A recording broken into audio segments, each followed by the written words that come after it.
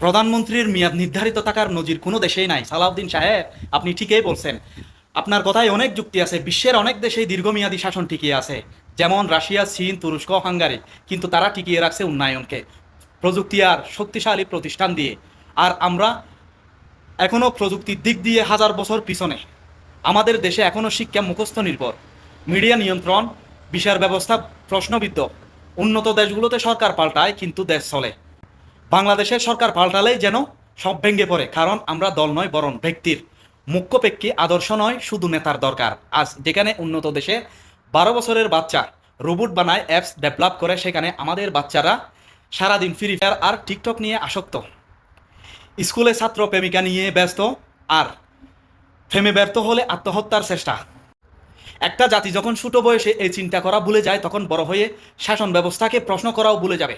যতদিন না আমরা প্রযুক্তিকে ব্যবহার করে জনগণকে সচেতন করব, ততদিন দীর্ঘমেয়াদী শাসন মানেই হবে গণতন্ত্রের নামে ক্ষিপ্তবাদ আর উন্নয়নের নামে দুর্নীতি।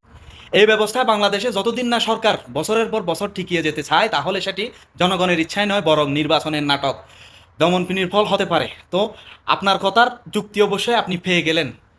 প্রত্যেকে এই ভিডিওটা সবাই শেয়ার করে দিবেন। তারা আদাবিয়ারি জাহাজের খবর নিতে চায় আর ছাগল দিয়ে হাল চাষ করতে চায়, তেমন মানে তাদের কথার যুক্তিটা এমন হয়ে দাঁড়ালো।